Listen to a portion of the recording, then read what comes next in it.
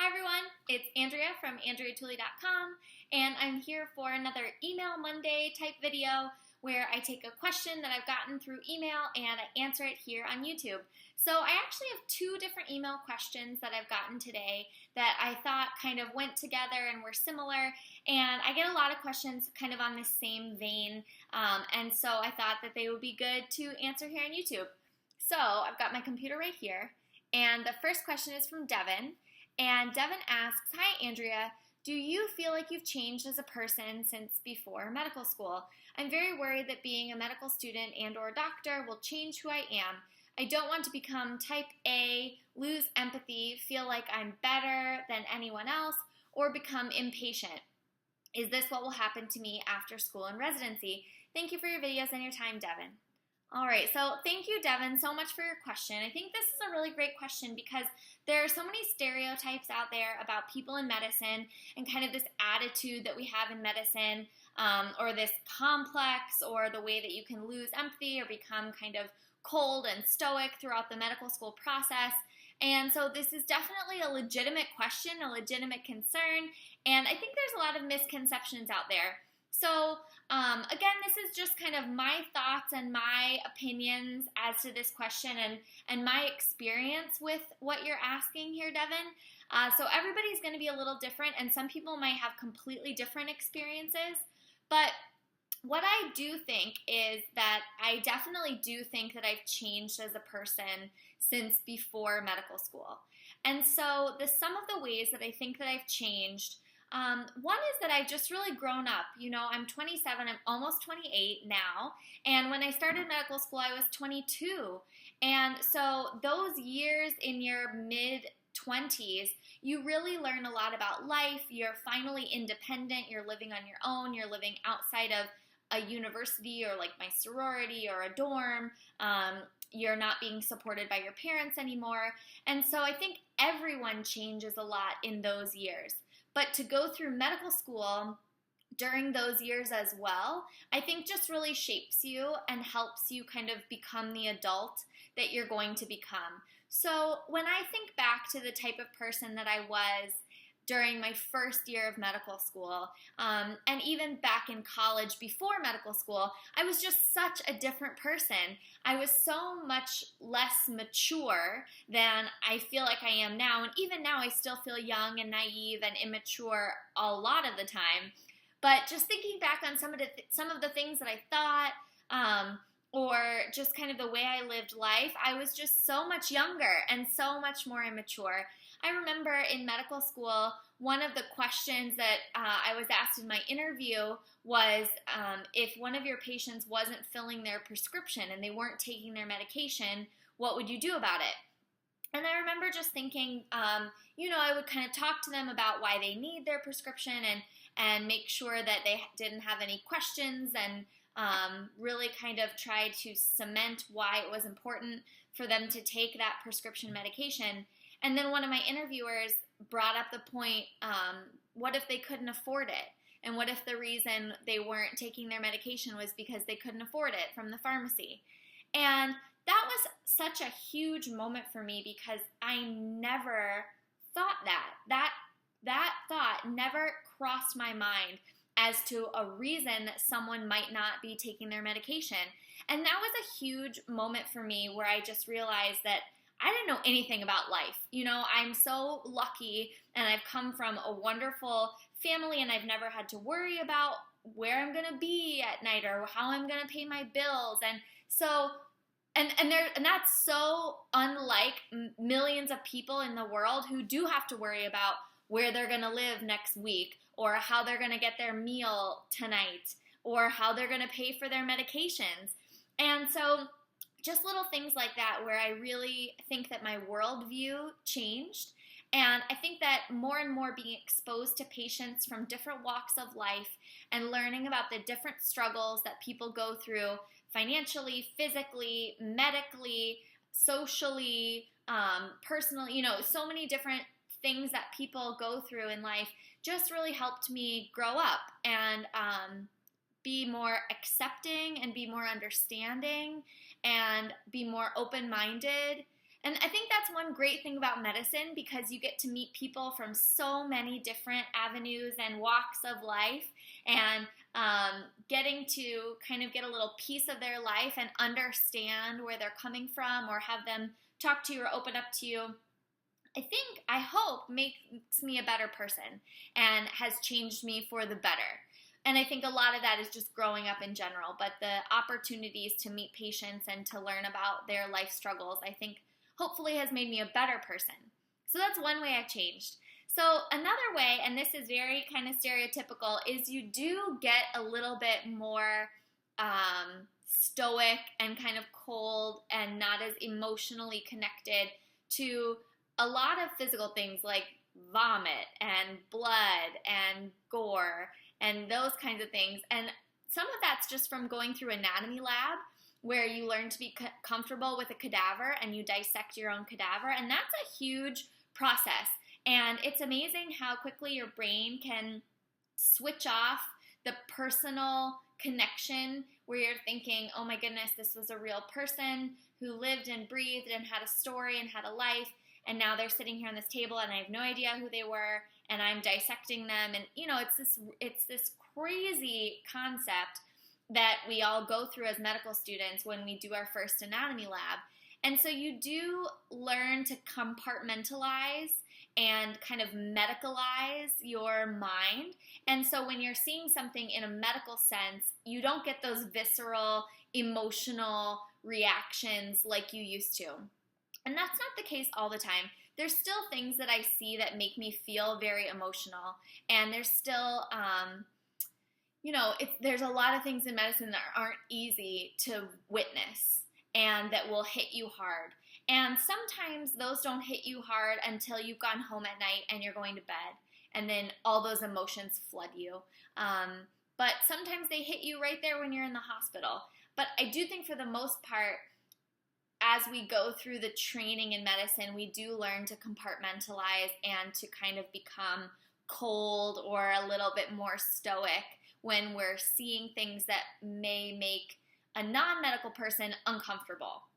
So that's one thing you go through. I remember I used to watch the pro sections, which is where the teacher's assistant in anatomy would do the dissection, and it was videotaped and you could watch it online so that you could see like how they went about it, so that you knew what you were doing, or you could watch it after so that you could recognize all the nerves and the muscles and everything.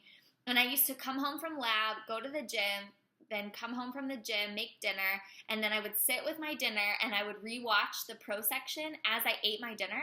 So I would be watching this cadaver dissection while I ate my dinner. And I realized that that's like gross and totally shocking, but it was so not, I didn't have any problem eating dinner and watching a dissection. So that's just one example of kind of how you just get used to it. And a big part of it is just kind of getting used to it. So those are two things so far that I think that I've changed, and how kind of residency changes me. And then it's worth mentioning that going through medicine is really challenging on you personally. It is so stressful and arduous and just taxing, and it's like this burden often of stress, because you have all these patients you have to deal with, you have this paperwork you have to do, and your pager's going off, and you're busy, and you're sleep deprived, and you're hungry, and you're dealing with sickness, and sometimes things don't work out, and the lab ordered the wrong test, and you didn't get the papers faxed that you needed to, and blah, blah, blah. And so I think with all of that kind of beating you down, it's easy to lose a softer side of yourself. So it's easy to lose your kind of compassion or your empathy at times, because of all these kind of circumstantial things that are going on around you.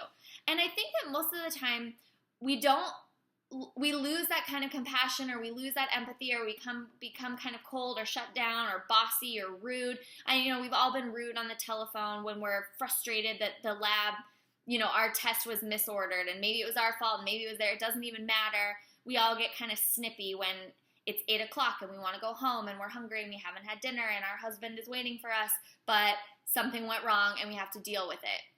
But I think that in general, at least for me, being at the bedside with patients or spending time with patients, or for me being in the eye clinic with patients, all of that melts away. You don't think about that stuff as much when you're spending time with patients.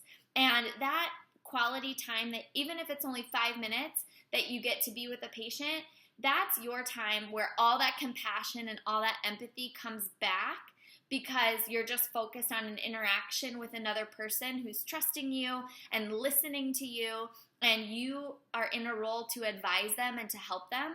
And so I don't think that, at least I really hope that we aren't rude with patients, or that we aren't cold or not compassionate or not empathetic with patients.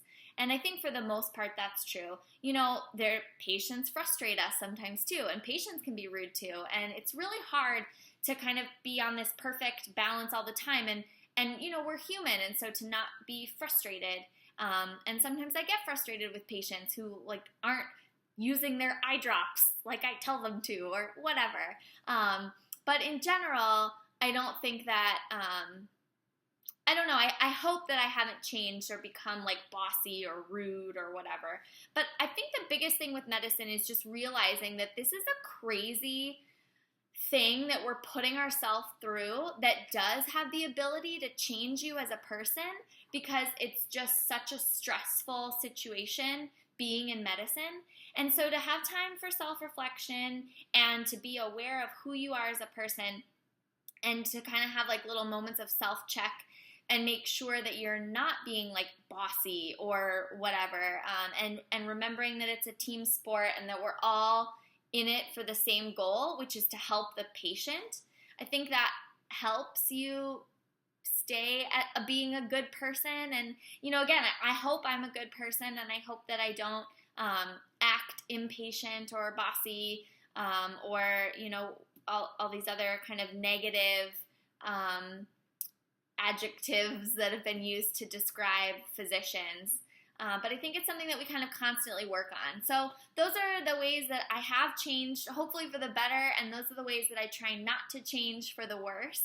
And I think that a lot of my classmates and people who are in medicine would agree with me in terms of how they feel about how they've changed. So Devin, I hope that answers your question, and I'd love to hear what everybody else out there thinks. And then I'm going to move on to my next question, which is from Ramona. And Ramona says, "Hi, your attitude is so inspiring. How do you manage to stay so positive with a smile on your face, regardless of stress or a heavy workload? You're truly amazing." Oh, thank you, Ramona. That's so sweet. So one thing is, you guys are seeing me on YouTube, which is the 20 minutes of my day that I decide to get my act together and be nice and say motivating, positive things, because I'm not going to get on YouTube and be like, this sucks, I hate everything. But I think for a good 10 minutes of every day, I do feel that way. And I do not have a smile on my face. And I just think I don't want to be here. I want to go home. I'm tired of being on call. And if my pager goes off one more time, I'm going to lose my mind. Or if somebody calls in and says I'm nauseous and it has nothing to do with my eyeball, I'm going to be like, why are you calling me? I don't know what to tell you. You know, things like that. It is hard to keep a smile on your face and to stay happy and upbeat and positive. And I think for the most part, my personality is just to be a positive person, and that's just who I am. And I try to bring back the happiness when I get sad and down. But I definitely have moments where I feel super overwhelmed or just super anxious, or I think I hate this, I just hate this. And then you have to remember that the life of a physician is not the same as the life of a medical student. That's only 4 years, and that's not the same as the life of a resident. I didn't sign up to be a resident my whole life, because being a resident sucks a lot of the time. It's not fun. It's really hard work, and it's exhausting, and it takes up all your time, and it stresses you out, and it beats you down, and, but it's great at the end of the day, because it's ultimately bringing you to your goal, which is to be a practicing physician. And so you just have to remember that and stay positive. And then I've said this in so many other videos too, but the biggest thing is just being grateful about how lucky we are to get to study medicine. It's such such a privilege that people trust you to perform surgery on them, and they tell you your deepest, darkest secrets, and they listen to you, and they hang on every word that you tell them, and they take notes, and they write it down. And, you know, it's just, we're in such a unique position that we should really be grateful for that and take it seriously. And it's something that we chose. And so it's up to us to be happy about it and to stay positive about it. And, you know, I think when you're an undergrad and it's really rough, you need to remember to take time for yourself, spend time with your friends. I had so many, you know, really down, low times in undergrad where I was just like super sad that I couldn't go out with everybody as much as I wanted to, and I couldn't do all the social activities that everybody else was doing because I was studying or whatever.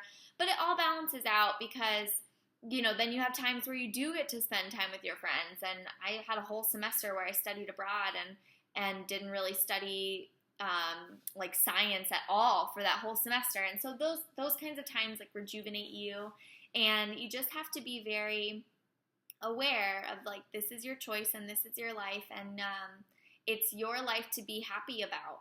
And so you might as well be happy, you know?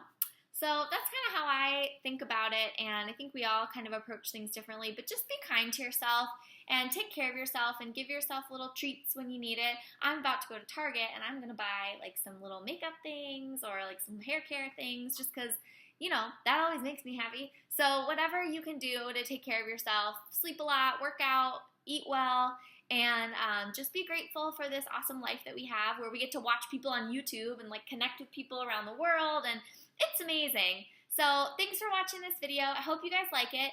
Don't forget to check out my blog, AndreaTooley.com. You can email me, find me on Instagram at A Doctor in the House, and I'll talk to you all later. Okay,